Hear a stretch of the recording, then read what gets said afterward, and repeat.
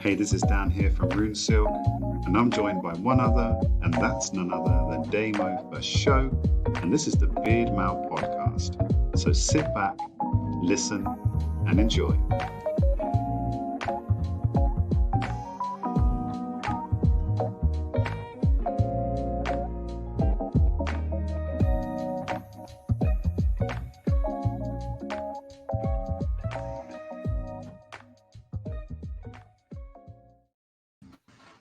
Hello, beautiful people of the Beard Podcast. Yeah, Beardcast. Oh, we're knackered it already, Dan. Hello, everyone. Dan, how are you?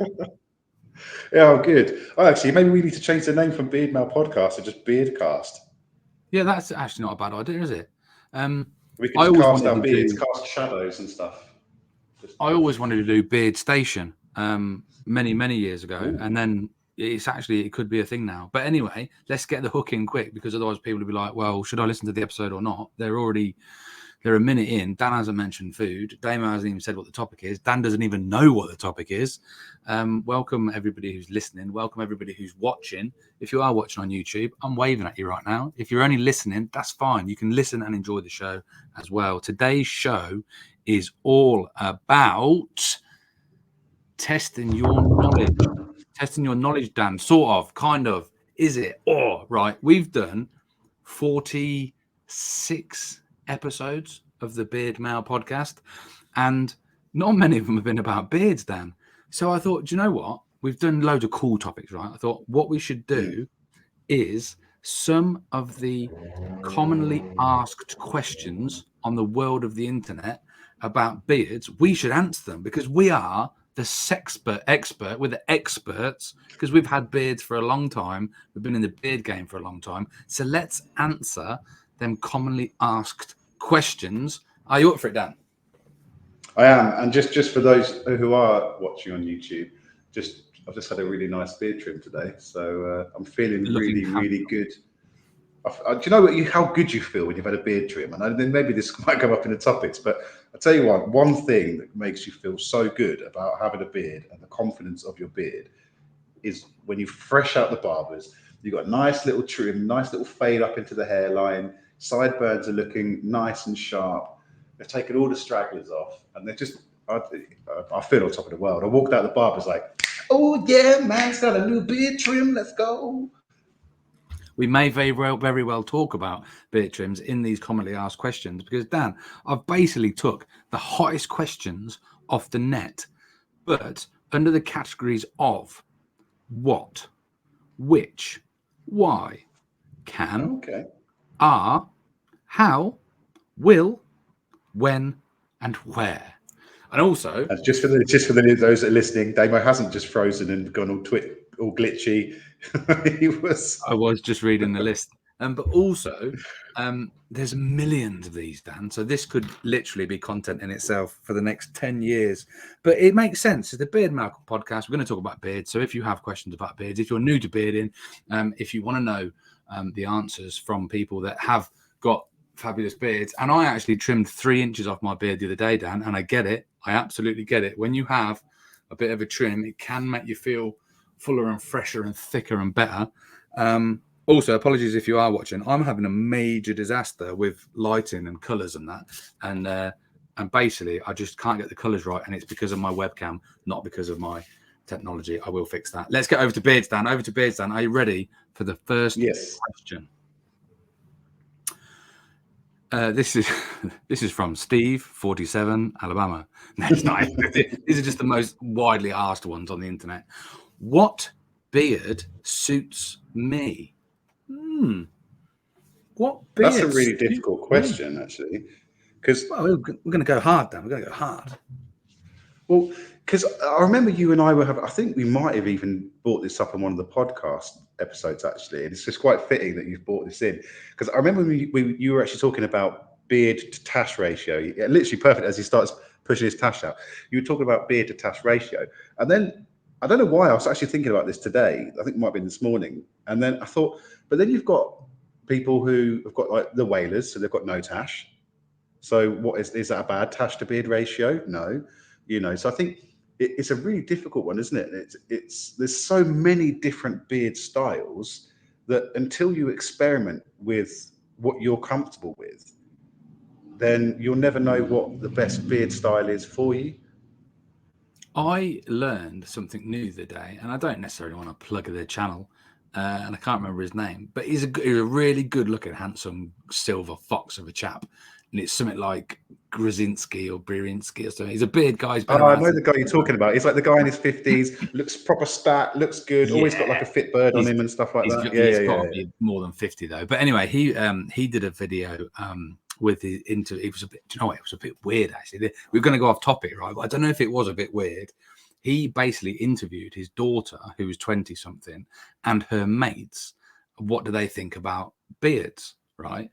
And so he's there interviewing, and they're talking about his beard, but also the other guy who owns the brand, and they've got different photos of him with different lengths of beard, and it was just a bit weird. It's like you're like 55 plus, maybe 50 something, and you're asking young college girls, because it's college for America, right? One of which is your daughter. And it was a little bit weird. It was a little bit weird, but I don't know if that was just me. But anyway, we'll probably get sued and shut down. Anyway, let me go back to the point. Was he said something I didn't know, and that was that apparently there's a beard stash, and a beard stash is basically when your moustache is way bigger than your beard, but you still have a bit of beard. And it's not even really a beard, it's like stubble, like, and it's just a little bit, but a really big. And for me personally, I've always said about this tash to beard ratio. For me, that wasn't the right sort of ratio to go. And the girls actually didn't like it either. They were like, it's too much. Because I think the perfect beard to tash ratio is a bit like someone like Jason Smith, or do you remember Steve Fox? He's like a real good big old tash, and not a beard, sort of like maybe 4 or 5 inches. But anyway, we're not talking about beard to tash ratio. We're talking about styles of beard and what beard suits me. But you're absolutely right. Some people have a tash, some people don't. Some people have a big tash, little tash, small tash, loads of different styles, goatees, chops, Marshalls, like there's like Verdis, Garibaldis. And the only reason you'll stumble upon these sorts of beards is either if you're watching like a really cool film with people in with cool beards, like Pirates of the Caribbean, or if you've been to a beard competition where these are some of the categories. But I think the answer to the question that everybody wants to know, what beard suits me, I think it's definitely down to your genes, what you can grow, and what you like. Because you might have a beard that, wow, that beard really suits you, that style really suits you. But if you don't feel comfortable with it, if you don't like it, then it's not going to be the best one. I mean, in an ideal world, I would imagine everybody would like to try and grow a full beard, not patchy at all, nice and thick, nice and symmetrical, really great tash to beard ratio. In an ideal world, everyone would like that, but everybody can't have that. So I think, and this is obviously what I do in Damo's Beardy Fun Club, is I teach people how to get the best out of their own beard. So I think the beard that suits you the best will be one that you've had to play around with and tested and give lots of time to, and found your way and your style and your way. I think that's the best one. And also, I don't like the way they look. I just don't think it's cool. In America, they have it, obviously in Alaska and places they have it. It's very practical not having a mustache, but I just don't think it looks cool, man. But I think as well, and I think it's it's subjective to yourself, but also to the observer as well. Like I sometimes see when people post their pictures up on Facebook or Instagram, for example, and sometimes I'll look at that picture and I'll be like, do you know what? If you just took that little bit in here, reduce some of the length there, actually that would probably fit your face, a lot better. So the other thing to bear in mind is obviously everyone's faces are different shapes, different sizes. So I refer back to your example of Jason, for example, Smithy. Like he's got I think he's got quite a longer gap between his nose and his top lip than I have, for example. So he can have quite a long mustache without it being necessarily in his mouth. So he can achieve that long mustache without it sort of being all in his mouth and looking, so it's quite thick. It's quite thick and full, his tash. I actually commented on it actually at Oxford. I said your tash is actually really remarkable, but then some people can't necessarily grow much on their top lips, or they might have a thin gap, or their cheek line might be different. So I think it's very subjective. Carry on talking. The people listening don't even know what I'm doing. But I think I would I think the photo you posted actually, for example, where you said it had the bit of a fork in it. I was looking at your beard and I was like, actually, if you took like 2-3 inches off that, I think his beard might look, But I think that yeah, exactly, and he's done it. But yeah, it's all to do with twofold, really. One, what your preference of beard on your face is. Two, the style you're trying to rock as well. Like, if you, for example, I have shaved sides, so I have faded into my sideburns into my beard. Like, it really depends on the style you're trying to pull off. Like, if you are that modern steampunk retro sailor look, then the whaler or the short goatee, or there is no wrong or right beard. Well, there is, because it depends what suits your face. It's the same as a pair of glasses. Not everyone can wear the same style of glasses if they don't suit your face. I think that's probably the best way to sum it up.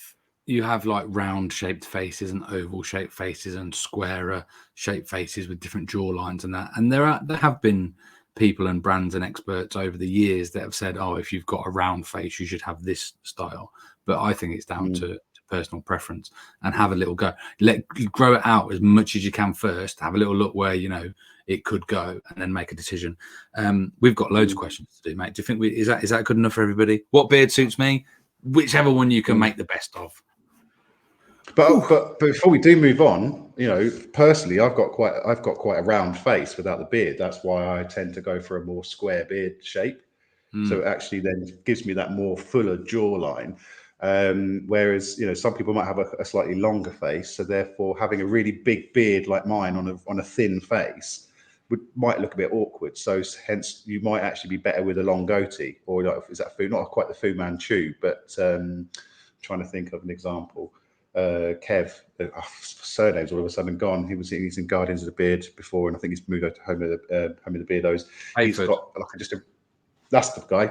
Yeah, that's it. For some reason, his surname they've lost it. But he's just got the long, sort of long goatee. Suits his face. Looks really, it suits. He's got a big curly mustache, long goatee. Suits his face. So, I think it's just trial. Anyway, we can move on to the next question. I just wanted to pop that in. Fair point. You just reminded me of me. So mine comes to a point at the bottom, but only because it doesn't go out. If it went out, I would have it squarer. But if I wanted to have my beard square, it would have to be a 5-inch beard, because it's longer, it comes in. So you don't really know until you grow it and see where it goes. Yes, lovely. That was the question, what beard suits me? Second one, this probably won't be as in-depth, actually, thinking about it. We're on to the which. These are just commonly asked questions on the interweb. Which beard trimmer?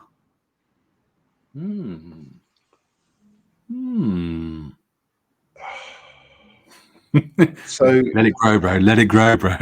You don't need a beard trimmer. Do you own a beard trimmer, Dan? I do, yeah. I do own a beard trimmer. It's a rechargeable. I don't know the brand now. I want to say it's either Wahl or Remington. It's one of the two. When you say it's rechargeable, you mean like it's not just like a one use and then that's it. You have to throw it away. No. As in, there's nothing more annoying than having one that has to be plugged in. But at the same merit, there's nothing worse than having a rechargeable trimmer that's not fully charged, and you get halfway through the beard and it goes. Oh, you mean a remote? You mean a remote control one? No, not remote control. Like cordless as well. Cordless. I would say a decent cordless one. Personally, one that's I wouldn't necessarily go for a real cheap one, because you're just going to get it's going to go blunt. And to be honest, I would say if you're not confident with trimming your own beard, don't get one unless you're going to shave your pubes or something, like trim your pubes or whatever. But which I don't touch. My trimmer is literally. You don't touch your balls, right? You just let it grow, bro. No, my trimmer only ever gets used just to tidy up the downstairs garden, because like I'm never going to put a fucking. Oh, we've made it explicit now. I'm never going to put fucking balls. Trimmer. I'm not going to put a trimmer anywhere near my face because I'll be like that, and I'll be like, oh, and I'll take a big square out of it, and then it'll be like, oh, that one's even higher. So just don't bother. Just let your barber do the work. It's probably the a lot of safest beards thing. do die that way. I would say I actually bought just a cheap one off eBay, and it was one of them, like, it looks really cool. It's gold and that, but I use it for my hair, and I do my lines on my bit, and I do around the back of my neck and a little tiny bit of here, and I sporadically the older, so then that one works fine. But I mean, there are loads of decent brands out there. Some of the more well-known brands, your Walls and your Remingtons, but actually clippers in general, they go for silly money. Like if you're a proper barber, you'll spend hundreds and hundreds of pounds on clippers on that. As an aside, I can't remember the name of the brand, which is really handy, but I signed up to be an ambassador for this shaving your ball thing, and I used Manscaper. Yeah, but I can't remember what the brand was, but it was one of them. I'm sure it's Manscaped, isn't it? It's like the Manscaper 2.0 or something. I can't remember, but I also, because they dealt with me so handsomely with my complaint, I said that I wouldn't slag them off. So I got it, and it was one of these ambassador things. And I genuinely thought, I genuinely think all blokes should look after their tackle, right? Obviously, check it for the old testicular cancer, keep it nice, and with this podcast has gone down a rabbit hole. It's the best way. Anyway, it's the best way. So I thought this was a great thing, so I bought it for cheaper because I was going to be an ambassador for them. But then I used it, and it nicked me. Hang on, ASMR. Yeah, I've done that before. And it nicked me. And then I realised that this was not a specific ball-friendly thing. It was just some cheap shit from China. That was just the same thing that you use on your head. And so I sent it back, probably with a little bit of skin in it. And you wouldn't. I've done that. I've done that once. But I got a full refund, but they asked me to not slag it off, so I can't. And I genuinely can't remember the name of it anyway. The thing is, you actually still can. You still can. Like, if you just because they gave you a refund, that doesn't deter the fact that you should give the product a review saying, like, look, all right, it did the job maybe a little bit too well because it literally removed several layers of skin from my ball bag. But maybe my ball bag was for it. So for me, just I'm going to slide straight in for my fucking tip of the week right now. We've already sworn, so I'm going to say it. My tip of the week is, if you do shave your balls with a trimmer, just put a 1 mil guard on it. Like, honestly, because just a 1 mil guard is fine. Like, you'll be surprised at how close enough that is without causing any damage. Like, tip of the week. Shave tip of the week. Yeah, just don't take the guard off. Don't do it, because you're not. When you're shaving your face or trimming your beard or whatever, or your hairlines, you can get the angle right and you can have the blade flat against the skin. When you're doing your balls, most people just go straight in. You can't see, so you'll go jagged teeth in, and of course that's just going to nip your balls, without a shadow of a doubt.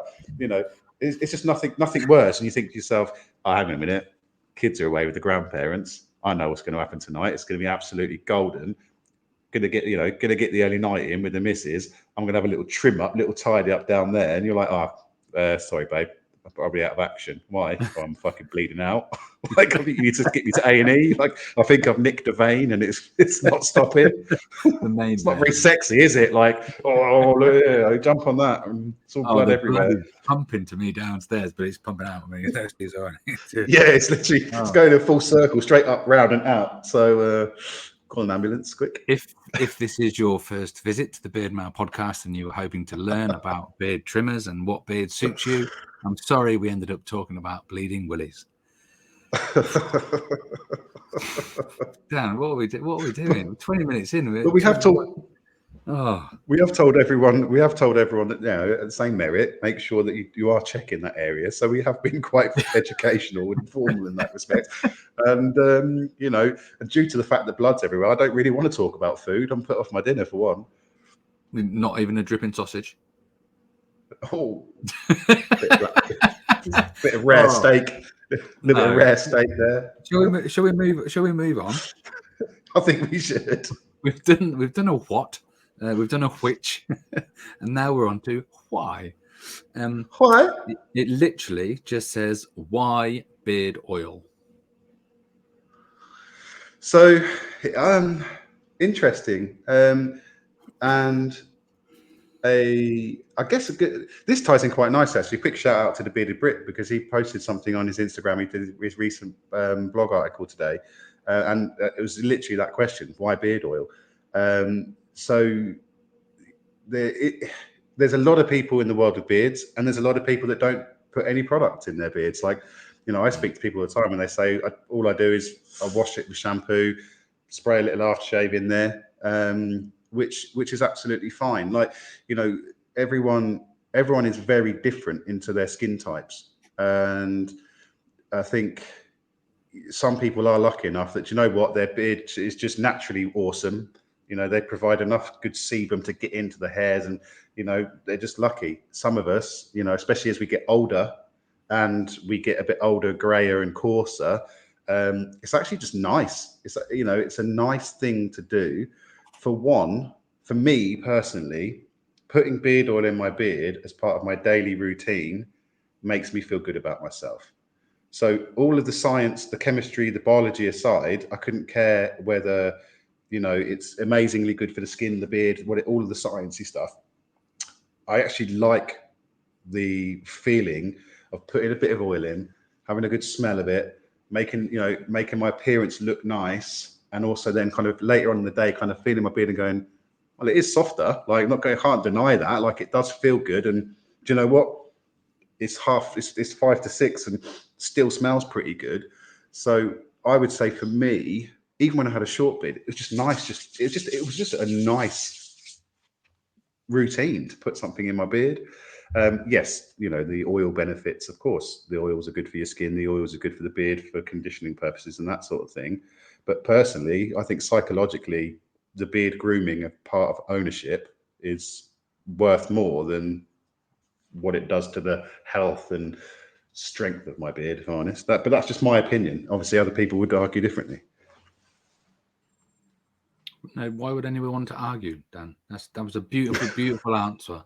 I'm gonna just made me think now. Can you remember before you even knew about beard oil? And I don't mean new to the extent that you do now, because obviously you're a top level oil creator. I mean, can you remember before you even considered that beard oil was a thing? Now, probably before you even had a beard. And it's interesting because my beard it would be nearly 9 years old soon. How old is yours? I mean, like proper beard as well. 2017, so I would say 5 years I've been have serious beard game. And think back before you even started using beard oil. I'm trying to remember now. Yeah. Like, who was the first person that came up to me, or who was the first person that said, look, there's a thing that you can put on your face that's good for your beard, and probably dressed it up with all the, all the benefits that you've spoke about. But you've obviously learned, or actually I enjoy the routine and the process of it. It's interesting to flash back to those years ago. Why beard oil? Like, if anyone said, if you had to answer it, why beard oil? Why do you use beard oil? I guess I probably started using it not because I thought, oh, I need to have this stuff, or it has to be, I need to use it because I want the health benefits, or I think it's probably a case of, it's there. I've got a beard. I want to grow a beard. I'll have some and I'll try it. That smells all right. I'll keep doing that. So I think for me, we're addicted to it. I've put beard oil in my beard pretty much every single day for nearly 9 years. Do you think I'm addicted? Do I have to wean myself off if I have a shave? Possibly. You have to shave it off now and beard anonymous. I think for me, so I remember my first ever beard oil, and it was a bit of a treat actually. A friend of mine, he got it for his brother, but his brother then shaved his beard and he wasn't going to see his brother or something. And he was like, oh, you're growing a beard, you might as well have this. And it was actually the Captain Fawcett's Ricky Hall, Backy and Booze. Well, you've started high, haven't you, Dan? Jesus. And do you know what? And I was actually, because like, hands down to the Captain, like that's absolutely, it is a stunning scent, that Ricky Hall beard oil. And I put it on and I was just like, oh, that smells really nice. And just put it in my beard. And I think from then on, I started growing a beard. It's actually my mum that got me into it, pre-Rune Silk. She got me 1 year, because every year she gets us these different advent calendars. And 1 year she got me a beard oil one. So behind every door was a different scented vial of beard oil. I remember this story, yes. And I think that's kind of where it kind of got to me, because I used to have a lot of, I've always got aftershaves in the different aftershaves and stuff like that. So I've always been quite interested in scents anyway. But it was those beard oils that I think that sparked I'm going to take some of that oak and mix it with this green grass one or something like that, and like, oh, that's quite fun, and then put it in my beard that way. And I think it to me is, I personally, the health benefits and all of the conditioning aside, why beard oil? The smell. It's like an aftershave for your beard, right? I like the smell. Also, when we were talking about Captain Fawcett, I was actually tipping my hat to Captain Fawcett like that, and then I suddenly realised it looked like I was just showing off your Rune Silk brand.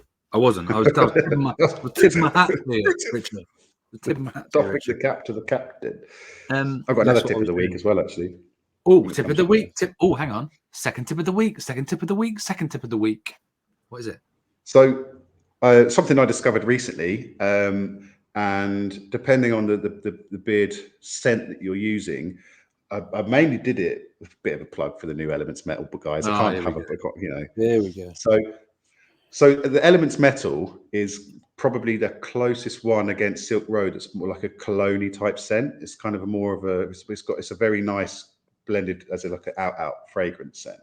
And what I've been doing recently is when I apply the butter and sometimes the oil, I actually rub a bit on my wrists, and then stick a little bit behind my ears, run down the pulse line, and the amount that every time I've done that, when I've come into the office, people have gone, "Oh, you smell nice." It's almost like they get more of an effect by hitting, because there is a technique with perfume, isn't it? You're supposed to put it on your pulse points because that's where it irradiates. So if you want other people to really know and enjoy the beard scent you're wearing, stick a little bit on your wrists, a little bit behind the ears and on the pulse point. And it is literally like an aftershave. Have you ever inappropriately and accidentally misspelt the word cologne? I don't know how was it. There's a couple of memes going around that, and it's screenshots of people, and it's like a girl is WhatsApped a boyfriend and said, "I can't wait to smell your colon." Oh yeah, I have seen that actually. No, you said that. Yeah. You have to drag it down. Right, next question. Sorry, we keep spending too long. We should have rules on how long we can talk about it, like a little bell that goes ding ding ding. Next. Well, do you want to do quick fire, or do you think we should maybe make this into 2 podcasts? Maybe it could be part 1, part 2. To be honest, I think the whole point, the whole, the awesome thing about the podcasts is just it's the conversation that comes off these questions. This is one of the reasons why I like doing it. It's not always about strict. We have a topic, as most of our listeners will know. We sometimes they might look at the topic and go, "What the fuck? What are they talking about? That wasn't mentioned in the description." Talking about cutting their balls? I thought we were talking about beards. Let's try another question then. We get another one in. We get another one in. Well, actually, some of the others are a little bit about beard oil as well. I don't know whether to bulk them all up together or. In fact, we'll go with it. So that we're into the cans now. The cans. We're into the cans. Beard Talk oil. about films now, like the film festival. No. Can, bit adjective, verb, pronoun. Proverb. I've never been. Can. Okay, so can be, yeah. Go on. You ready? Can. Shut up, Dan. Let me get it out. Can beard oil cause acne? Over to you, scientist. So I wouldn't necessarily say that it can cause acne, but it can definitely act as a catalyst if you already suffer if you're prone to spotty skin. And are unfortunate enough to suffer from high spotty skin, such as acne, then yeah, it's going to aggravate it for sure. Because essentially a lot of acne is caused by an imbalance of oil. So if you continuously put more oil on it, it's not going to help. That said, there are some oils out there that can actually almost confuse the oil creation, the sebum sacs in the hair roots. Back to the sack again, Dan. I mean, come on. So that your brain kind of goes, hang a minute, there's enough oil in there. We actually don't need to continue producing. So that one probably needs a bit more research in terms of factical correctness. but one would assume that if you are prone to acne, then a beard oil is probably not going to help it. It's going to what's the other word? Make it more furious. No, there's a word I can't remember. Aggravate, worsen. That's the word. Aggravate the need, the scene. Irreactivate. And you may even find that it's actually the scent as well. You know, and this goes for essential oils as well. There's the argument, isn't there, between sort of essential oils versus fragrance oils. I'm allergic to fragrance oils X, Y, and Z. But actually, quite a lot of people are probably more likely to be allergic to essential oils than they are fragrance oils, because essential oils, when they're created, depending on how they are extracted, whether it's CO2 or alcohol extraction, you get a lot of things like limonene and linalool and stuff like that come as a byproduct from these essential oils, which people are allergic to. So, quick fact: a lot of people are allergic to essential oils more than they are allergic to synthetic fragrances. What's apricot oil? Is that essential or fragrance? This apricot oil is a carrier oil, so it's neither. Shows my knowledge of beard oils. That's why I don't make them. Because apricot derived from the seed or kernel of an apricot.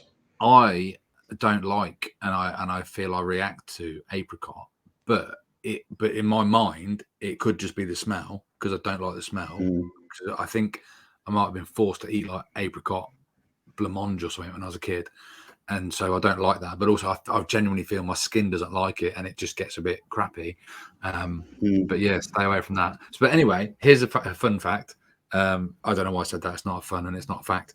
With regards to can beard oil cause acne, I regularly see people talking about, I've got an itchy beard, or I've got skin problems underneath my beard, or I've got beard druff, and just everybody just piles in with use beard oil, use beard oil, use beard oil. And it's like, for me, I think, look, you have to recognize that as a human being, your skin is very important. It's very sensitive, and it can be affected by a lot of things.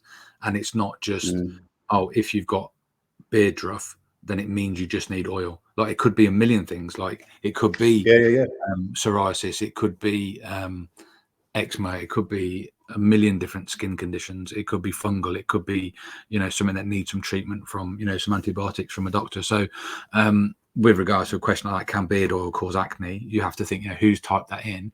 It could be somebody that's, a teenager going through puberty, just starting to grow a bit of beard and start to use a bit of oil, and it's nothing to do with the oil while he's got acne. It's just that time of his life. It could be a million things. So it's brushstroke diagnosis, isn't it? It's brushstroke diagnosis. You're trying to treat a symptom that you don't know what the cause is. So one thing about beard druff, so just generic beard druff, not seborrheic dermatitis. I could never say that first word properly. Seborrheic. What is it? It's like seborrheic dermatitis. Seborrheic. So that's essentially seborrheic. I think that's how I have to Google how you actually pronounce it. Which essentially is that what Fergie said to the referee when Cantona kicked the player in the crowd? Seborrheic. So that technically is dandruff, but in the beard.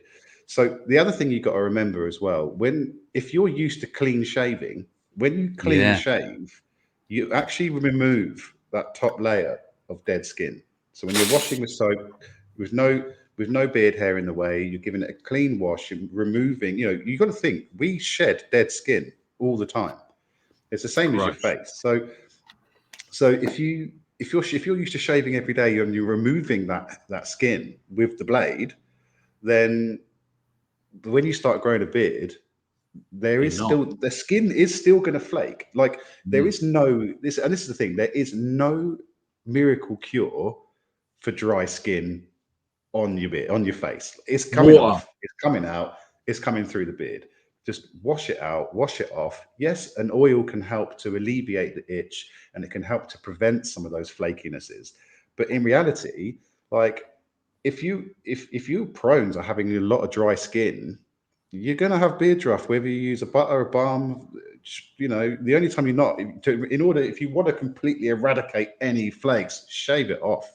But that's not what we're here for. Don't do that. Yeah, don't do that.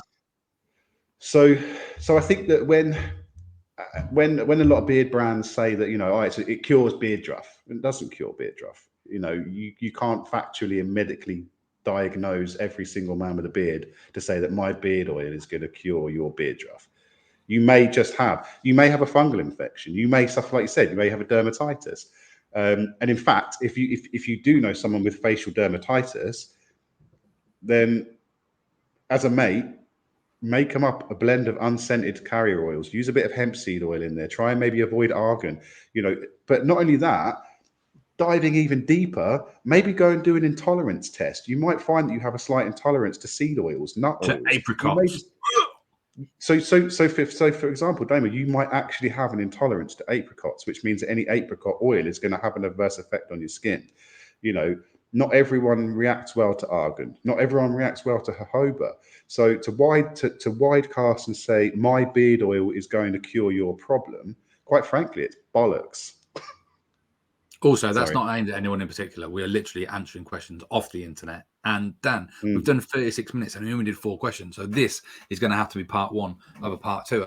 And I think we should wrap it up. And I'm going to give you the biggest tip of the week. Like, we've already had 2 tips of the week, and it's usually your thing that you do. However, a guy genuinely shouted this to me today from across the Tesco's car park.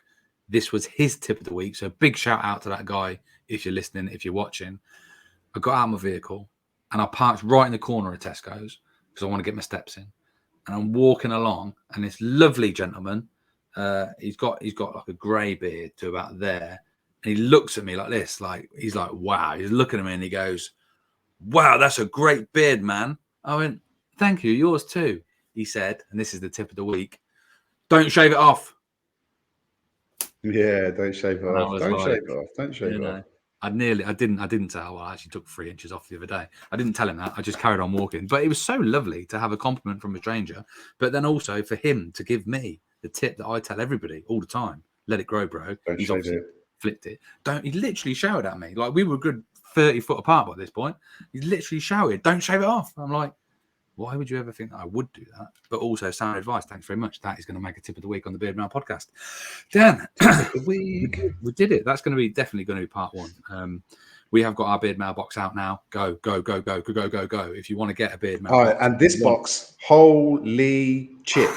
Like, this box is rammed, stacked full. Like, there's so much in this box. Like, I'll give you a sneak preview. There's a balm in there. There's some oils in there. There's a couple of bits and pieces. There's some honestly, you won't be disappointed with this latest edition of the Beardmail box. And if you are, accessories, there's so much in this oils. box. Like, we've crammed it full.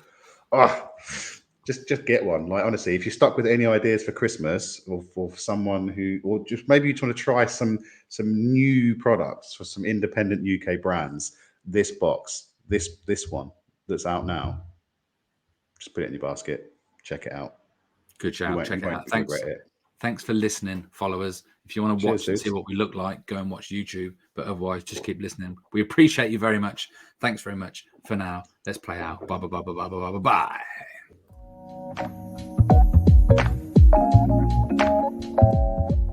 Thanks for listening or watching the Beardmail Podcast. We have new episodes dropping at 07:30 a.m. every Wednesday in UK time. So we thank you very much for watching. Check us out on www.beardmail.co.uk for everything that's new and happening soon. Thanks for listening, guys.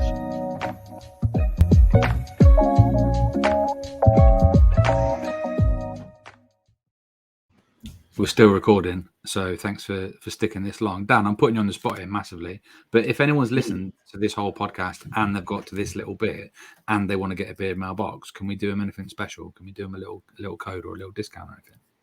But only if they're listening. My DMs. Yeah, message so Dan. I think the best thing is slide into my DMs saying, I want your box. I want to shave your box. But I'm only going to do this for the first 5 people. There's only 3 listen to this bit. There's only 3 listen to this bit, Dan. Precisely. So all 3 of you are going to get the box. No, if you do want a box and you slide into my DMs and you are the first of 5 people, I will sort you out. A £5. Lovely. Thanks, Dan. Voucher. Legend. Bye, everyone.